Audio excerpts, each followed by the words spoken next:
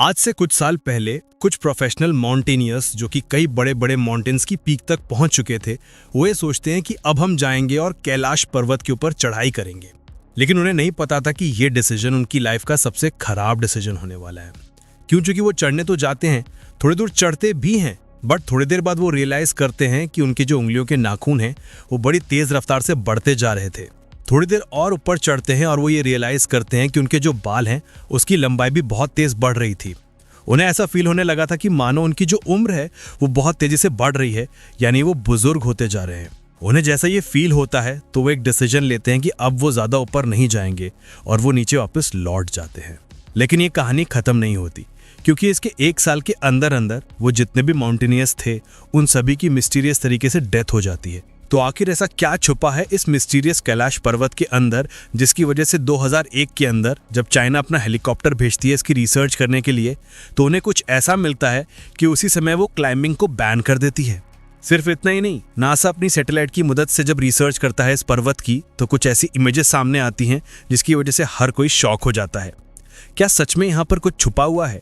कुछ लोग ऐसा बोलते हैं कि कैलाश पर्वत के अंदर एलियंस रहते हैं, जबकि कुछ लोग ऐसा मानते हैं कि यहाँ पर रहते हैं उनके भगवान।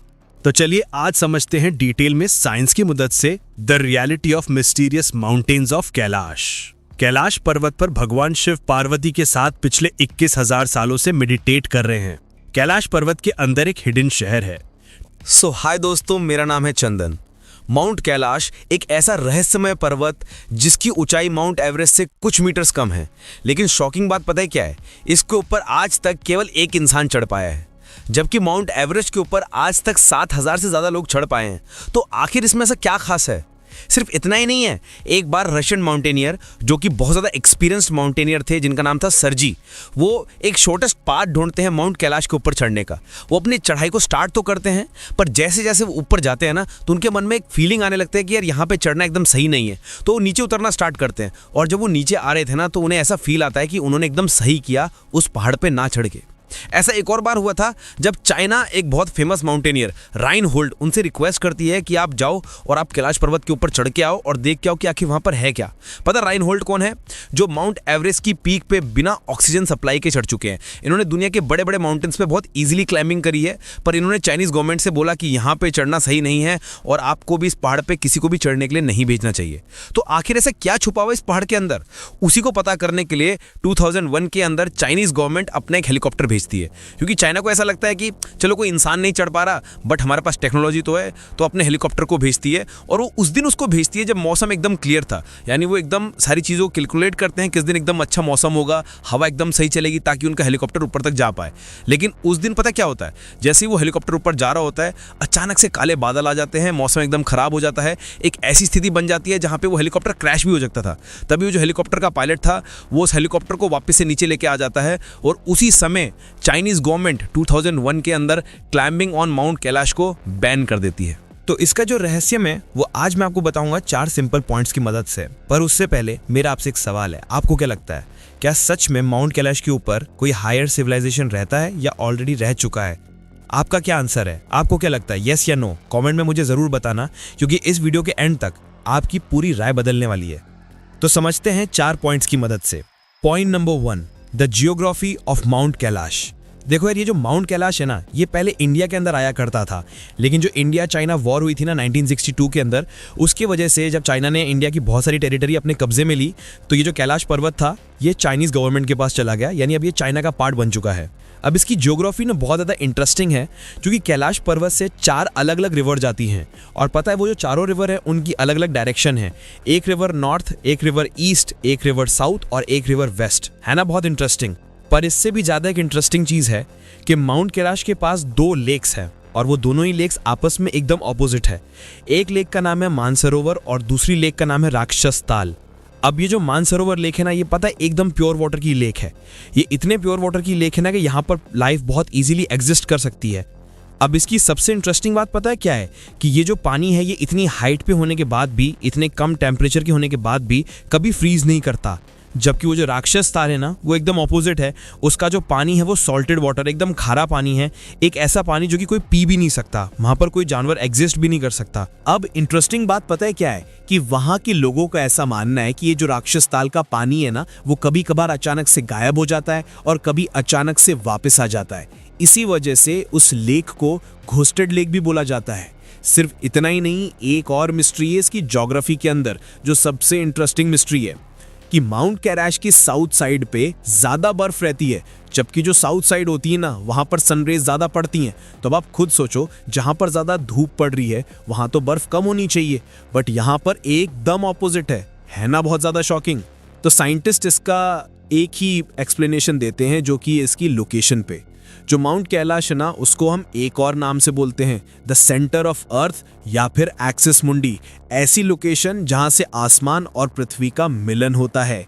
इसका क्या मतलब होता है कि ये एक ऐसे रीजन पे लोकेटेड है ना जहां से सारी चीजों का सेंटर है। फॉर एग्जांपल मैं आपको समझाता हूं कि अगर आप माउंट कैलाश को कैलकुलेट करोगे ना स्टोनहेंज से, तो इसका जो डिस्टेंस है वो आएगा 6666 किलोमीटर्स। और अगर हम नॉर्थ पोल से कैलकुलेट करेंगे डिस्टेंस तो भी एकदम सेम आएगा, और साउथ पोल से ये डिस्टेंस एकदम इसका डबल आता है 1332। ये शायद इसका आंसर हो सकता है इसकी ज्योग्राफिकल कंडीशंस का। अब बढ़ते हैं पॉइंट नंबर 2 की तरफ, the light and sound mystery. 1999 के अंदर अर्नेस्ट, जो कि एक रशियन साइंटिस्ट थे, वो ये सोचते हैं कि यार हम जाएंगे माउंट कैलाश पे और अपनी सारी टीम के साथ रिसर्च करके आएंगे। तो वो काफ़ी दिन वहाँ पर बिताते हैं, वहाँ के पत्थरों पर बहुत सारी रिसर्च करते हैं और उसके बाद वो एक किताब लिखते हैं, where do we come from. और उस किताब के अंदर उन्होंने क्लियरली बताया कि ये जो कैलाश पर्वत है ना ये एक मैन मेड पिरामिड है, यानी ये बहुत ज़्यादा एडवांस टेक्नोलॉजी से बना है जो कि पुराने ज़माने में किसी हायर सिविलाइजेशन ने बनाया होगा। सिर्फ इतना ही नहीं, उनकी किताब में ये तक लिखा है कि यहाँ से रात को 7 अलग अलग रंगों की रोशनी दिखाई देती है। और ये बात सिर्फ उन्होंने नहीं बोली, बहुत सारे लोकल पीपल जो कि आसपास में रहते हैं उन सब ने भी बताया कि रात को कई बार अलग अलग 7 रंग उन्हें दिखाई देते हैं। उसके साथ साथ रात को बहुत अलग अलग प्रकार की वाइब्रेशंस तक वहां से सुनाई देती हैं। पर इसका भी बहुत साइंटिफिक एक्सप्लेनेशन है। 2015 में एक रशियन साइंटिस्ट जाते हैं और रिसर्च करते हैं, जो कि कैलाश पर्वत के आसपास में पत्थर थे ना उन पे वो रिसर्च करते हैं। और रिसर्च सबको शॉक कर देती है, क्योंकि वहां से ये पता चलता है कि उन पत्थर के अंदर इलेक्ट्रोमैग्नेटिक एनर्जी है और कोई नॉर्मल एनर्जी नहीं है। जब उसकी फ्रीक्वेंसी को कैलकुलेट करते हैं तो वो फ्रीक्वेंसी आती है अराउंड 5000 गीगाहर्ट्ज। अगर आपको नहीं पता है, अगर आप साइंस स्टूडेंट नहीं हो, तो ये जो फ्रीक्वेंसी है बहुत ज़्यादा होती है और नॉर्मली इतनी फ्रीक्वेंसी एग्जिस्ट ही नहीं करती। यानी वहाँ पर कुछ तो ऐसा है जिस वजह से इतनी ज़्यादा एनर्जी की चीज़ें वहाँ पर प्रेजेंट है। और शायद इसलिए ही 1938 के अंदर हिटलर अपनी एक टीम को भेजते हैं माउंट कैलाश की तरफ रिसर्च के लिए, क्योंकि हिटलर को ये पता चल गया था कि शायद माउंट कैलाश के अंदर कुछ तो एनर्जी के सोर्सेस छुपे हुए हैं जिसको अगर वो ढूंढ लेते हैं तो इस पूरी दुनिया पर राज कर सकते हैं।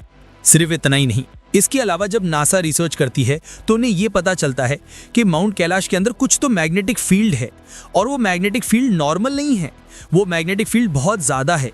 अगर मैं आपको वैल्यूज़ में बताऊं तो उस मैग्नेटिक फील्ड की वैल्यू आई 3000 से 8000 नैनो टेस्ला ज़्यादा as compare to other regions. और सिर्फ इतना नहीं, सबसे ज़्यादा शॉकिंग फैक्ट जिससे हर एक साइंटिस्ट शॉक हो गया वो ये था ना कि माउंट कैलाश के आसपास में ग्रेविटेशनल फोर्स बदल जाती थी, कभी ज़्यादा है तो कभी कम। और साइंस इसके सिर्फ 2 ही रीज़न देती है। रीज़न नंबर 1, या तो कैलाश पर्वत के अंदर कोई वोल्केनो है। रीज़न नंबर 2, या तो कैलाश पर्वत के अंदर एक बहुत बड़ी गुफा है जो कि धरती के अंदर तक जाती है। और शायद ये जो दूसरा रीज़न है ये लिंक होता है हमारी रिलीजन से, क्योंकि बहुत सारी रिलीजियस किताबों के अंदर ये लिखा हुआ है ऑलरेडी, कैलाश पर्वत है ना इसके अंदर एक बहुत एडवांस सिविलाइजेशन ऑलरेडी रह रही है। अब बढ़ते हैं पॉइंट नंबर 3 की तरफ, द टाइम डायलेशन थ्योरी। आप सब ने स्टार्टिंग में सुना था ना कि वो जो माउंटेनियर्स चढ़ने आए थे उनके साथ क्या हुआ, उनके जो नाखून थे वो समय से तेज बढ़ने लगे, उनके जो बाल थे वो भी बड़ी तेज रफ्तार से बढ़ने लगे। और ऐसा किसी एक इंसान के साथ नहीं हुआ है, ऐसा हर बार उस इंसान के साथ हुआ है जो कि इस पहाड़ पे चढ़ने की कोशिश करता है। यानी यहाँ पर कुछ तो है जिसकी वजह से समय तेज रफ्तार में दौड़ने लगता है। अब इसकी रिसर्च से साइंटिस्ट ने इसके पीछे के 3 एक्सप्लेनेशन निकाले हैं। The reason number 1, UV rays. अब देखो ये जो पहाड़ है ना, यहाँ पे यूवी रेस बहुत ज़्यादा होती है, जिस वजह से आपकी जो स्किन के सेल्स हैं वो डैमेज होने लगते हैं। और जब आपकी स्किन के सेल डैमेज होते हैं ना, तो आपके जो सेल्स हैं वो रिपेयर भी बहुत जल्दी करने की कोशिश करते हैं, जिस वजह से आपकी जो स्किन की एज है वो कम होने लगती है और हमें ऐसा फील होने लगता है कि हम बुजुर्ग होते जा रहे हैं। रीज़न नंबर 2, लो ऑक्सीजन। देखो जब भी हम पहाड़ पे चढ़ रहे हैं, ऑब्वियस सी बात है ऑक्सीजन वहाँ पर कम होगा, और जब कम ऑक्सीजन होता है उसकी वजह से जो मेटाबॉलिज्म होता है वो बहुत ज़्यादा हाई हो जाता है, जिस वजह से आपकी जो बॉडी है वो ज़्यादा कंज्यूम होती है, जिसकी वजह से आपकी जो एज है वो जल्दी बढ़ सकती है। ये बहुत बार और भी माउंटेनियर्स के साथ हो चुका है। और रीज़न नंबर 3 और सबसे प्रोबेबल रीज़न कि माउंट कैलाश पे, जैसा कि नासा ने बताया, यहाँ पर ना मैग्नेटिक फील्ड बहुत ज़्यादा स्ट्रॉन्ग है। अब उस मैग्नेटिक फील्ड की वजह से हमारी जो बॉडी है उसके हार्मोनल सिस्टम में कुछ तो चेंज आता है। अब एग्जैक्टली तो किसी को नहीं पता, बट कुछ चेंज आता है जिसकी वजह से हमारी जो एज है वो टाइम के हिसाब से जल्दी तेज रफ्तार में बढ़ने लगती है। अब इसका क्या सही रीज़न है वो तो आज तक नहीं पता है, आज भी रिसर्च चल रही है, बट ये जो टाइम डायलेशन की थ्योरी है इसके बारे में आज तक किसी को नहीं पता कि आखिर क्या छुपा हुआ है माउंट कैलाश के अंदर।